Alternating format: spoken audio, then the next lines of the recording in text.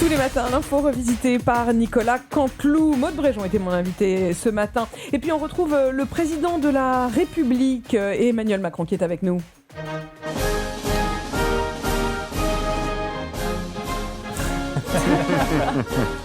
Oui.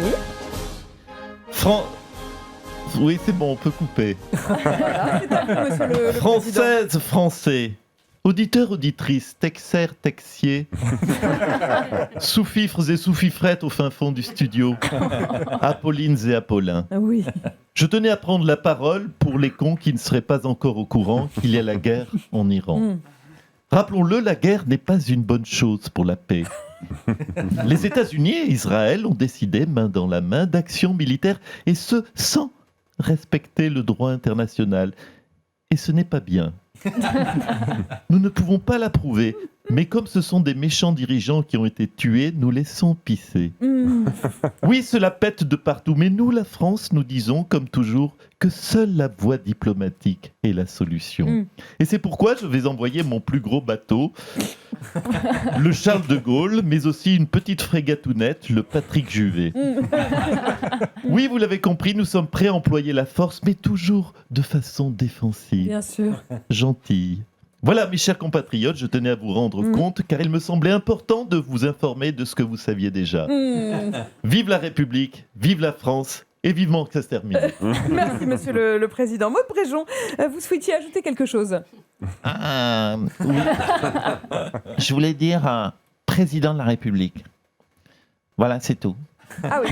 Oui, parce que plus je dis le mot président de la République, plus je grimpe au gouvernement. Avant, j'étais juste porte-parole du gouvernement et maintenant, je suis aussi, vous l'avez noté, ministre de l'énergie. Ah oui. Et grâce à qui ? Grâce au président de la République. Donc, je remercie le président de la République, mais aussi l'action, il faut le dire, du président de la République, qui, sous l'impulsion du président de la République, a donné l'ordre, en tant que, bien sûr, de président de la République, de défendre les intérêts de la France au Moyen-Orient.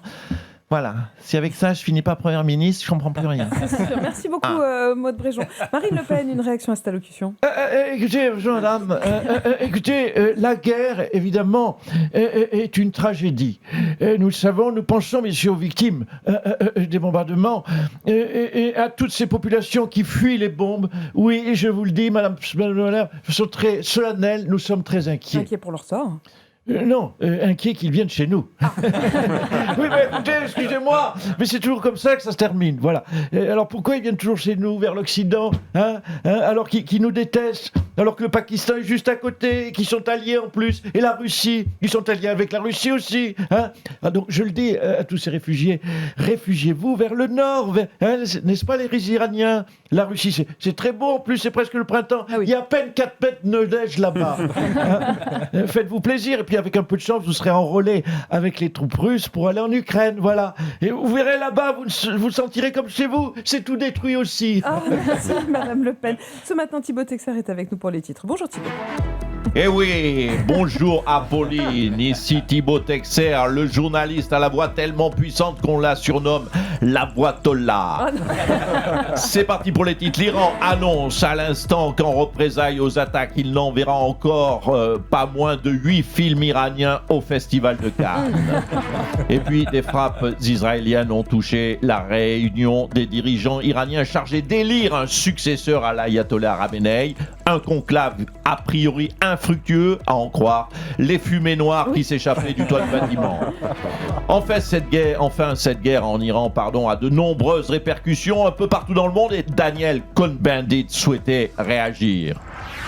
Ouais, salut Thibaut, salut Apo. Non mais faut arrêter. Faut voir le positif dans cette guerre. C'est très bon pour la planète, une guerre. Avec les prix du pétrole qui explosent, t'as entendu la Bréjon. Les gens vont enfin lâcher leur bagnole. Ils vont passer au vélo, à la marche à pied. Tu vas voir qu'on va les faire les 10 000 pas par jour. Et puis avec toutes les influenceuses confinées chez elles qui peuvent plus se baigner, tout ça fait tout de suite moins de plastique dans les océans. On reste positif. Bien sûr, merci Monsieur Cohn-Bendit. Le porte-avions Charles de Gaulle, situé actuellement en mer Baltique, va donc être redéployé en urgence en Méditerranée. En raison d'un incident diplomatique, Indépendant de notre volonté, le porte-avions Charles de Gaulle à destination du Golfe aura un retard estimé à plusieurs semaines. Bonjour Monsieur Régis, mais qu'est-ce que vous faites là? Vous n'êtes plus cheminot? Non, je suis dans la marine. Ah. C'est super la marine. Dans la marine, t'as pas géré d'incidents voyageurs. Hein. Quand t'es en pleine mer, c'est très rare que t'aies une rupture de caténaire. Hein. Ou un usager qui se jette sous un porte-avions. Alors d'accord, un Rafale qui décolle, ça casse les oreilles. Mais moins que les gosses qui hurlent parce qu'ils veulent regarder Gulli sur la tablette de papa, alors que sur un porte-avions on est tranquille. Ah, y a pas d'enfant. Bon bah donc vous serez quand même prochainement en Méditerranée là. Oh. Doucement.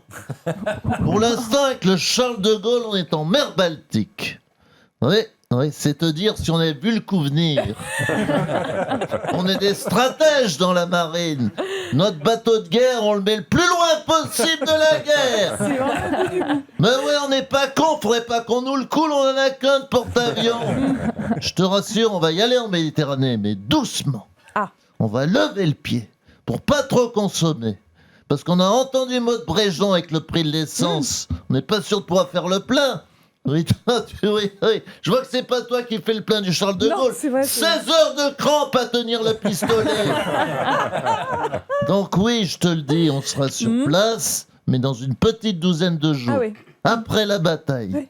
Comme si le général de Gaulle avait lancé son appel du 18 juin 40 en 1952.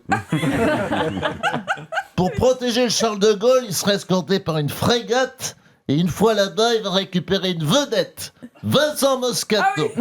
On a le porte-avions, la frégate et la vedette. Si avec ça on gagne pas, j'y comprends plus rien. C'est magnifique. Merci Nicolas Canteloup, Vincent Canteloup, qu'on retrouve tous les jours à 8h50 sur RMC et à tout moment en podcast. Le temps est venu de reconnaître. Et que moi, François Hollande, je suis un tombeur, allons.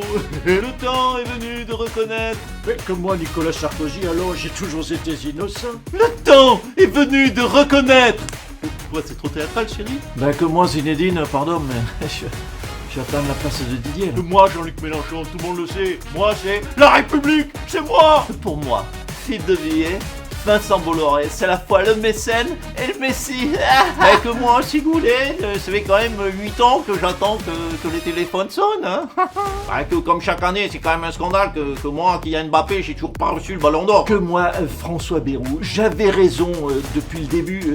Tout est de la faute des boules. Que moi, Marine Le Pen, je suis plus doué pour l'élevage de chats que pour les débats du second tour. Que pour moi, Didier Deschamps, c'est bientôt fini, mais pour lui, ça y est, ça a déjà commencé. Le temps est venu de se retrouver du lundi au vendredi à 8h50 sur RMC.